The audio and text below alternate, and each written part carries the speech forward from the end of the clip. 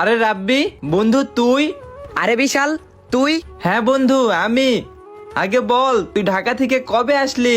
এই তো বন্ধু, 2 দিন হয় আমি ঢাকা থেকে আসছি। যাক, তোর সাথে দেখা হয়ে আমার অনেক ভালো লাগলো। তো বন্ধু, গাড়ি কি এটা কিনছস নাকি? হ বন্ধু, আমি তো ঢাকা থেকে আইসেই 2 দিন হয় এই গাড়িটা কিনছি। দেখ তো গাড়িটা কেমন হয়েছে। ওয়াও, এটা তো R15 ভার্সন এম। ইস, এরকম একটা বাইক যদি আমার বয়ফ্রেন্ডের থাকতো। দূর, বিশালের তো কিছুই নাই। আরে কি কস বন্ধু, গাড়ি ভালো হবে না মানে? এইটা তো বাংলাদেশের মধ্যে নাম্বার 1 গাড়ি। হ বন্ধু, এর জন্যই তো গাড়িটা নিলাম। তো এটা কি ভাবি নাকি? আরে না, এটা তোর ভাবি না, কিন্তু কিছুদিন পর তোর ভাবি হবে। এখন বর্তমানে এটা আমার গার্লফ্রেন্ড। তো বন্ধু, পরিচয় হ আমার গার্লফ্রেন্ডের সাথে। ও আচ্ছা, আসসালামু আলাইকুম ভাবি। ওয়ালাইকুম আসসালাম। ওয়াও, ছেলেটাও হ্যান্ডসাম। আর বিশালকে দেখো, দূর। এত সুন্দরী একটা মেয়ে, ওরে যেইভাবে হোক পটাইতেই হইব। বন্ধু, ভাবি তো মাশাআল্লাহ অনেক সুন্দরী আছে। হ বন্ধু, তুই দোয়া কর, কিছুদিন পর ওকে বিয়ে করব আমি। বন্ধু, আমার একটা ফোন আসছে। এই, তুমি আমার বন্ধুর সাথে কিছু কথা বলো, আমি আসতেছি। জানো, আমারও না অনেক স্বপ্ন আমার বয়ফ্রেন্ডেরও এরকম একটা R15 থাকবে। আমরা কত ঘুরতাম, কিন্তু আমার বয়ফ্রেন্ডের না কিছুই নাই। আরে এটা কোনো কথা বললা? তোমার বয়ফ্রেন্ডের নাই তো কি হয়েছে, আমার তো আছে। আর তুমি চাইলেই আমার সাথে এই গাড়িতে ঘুরতে পারো। কি সত্যি তুমি এই গাড়িতে আমাকে ঘোরাবা? তাহলে তো ভালোই হয়। আর আমারও না বাইকে ঘুরতে অনেক ভালো লাগে, কিন্তু আমার বয়ফ্রেন্ডের তো বাইক নাই, এজন্য ঘুরতে পারি না। তুমি আমাকে ঘোরাবা? হ্যাঁ, তোমাকে নিয়ে তো ঘুরবই। আর তোমার মতো এত সুন্দর একটা মেয়েকে নিয়ে ঘুরবো না, এটা কি কোনো কথা? আর শোনো, তোমার সাথে না বিশালের মতো ছেলে যায় না, তুমি আমাকে ডিজার্ভ করতে পারো।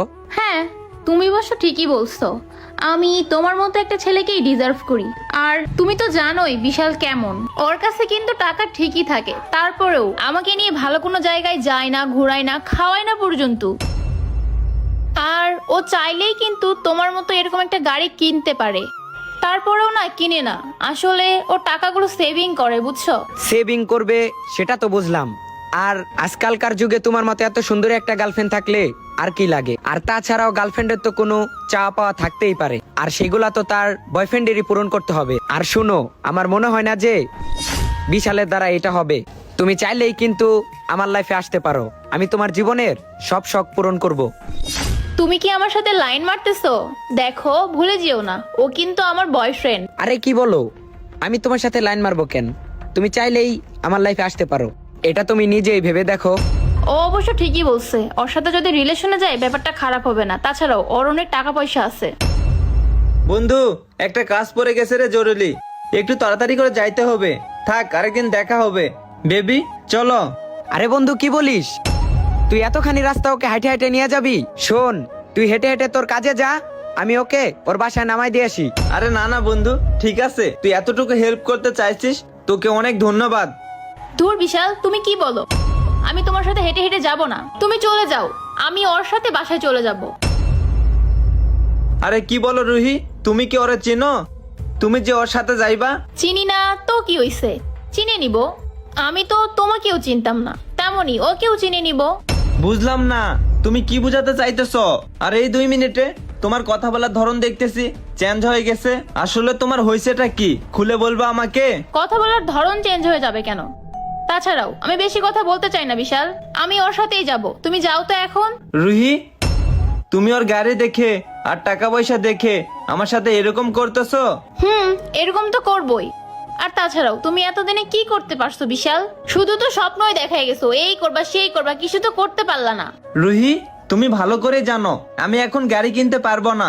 কিছু টাকা আমরা সেভিং করি, তারপর না হয় ভালো দেখে একটা গাড়ি কিনে নিব। ব্যাস বিশাল, অনেক বলছো, এখন না চুপ করো। আর ওই 2-4 টাকা সেভিং করে না এরকম একটা গাড়ি কিনা যায় না। তুমি তোমার সেভিং নিয়েই থাকো, আমি ওর সাথে বাসায় যাব এখন। উফ, আচ্ছা, এত কিছু আমি বুঝি না। তুমি কি এখন আমার সাথে যাইবা নাকি যাইবা না সেইটা বলো। না বিশাল, আমি তোমার সাথে যাব না। দেখো রুহি, তোমাকে শেষবারের মতো বলতেছি, আমার বন্ধুর সামনে তুমি আমাকে ছোট করো না, চলো।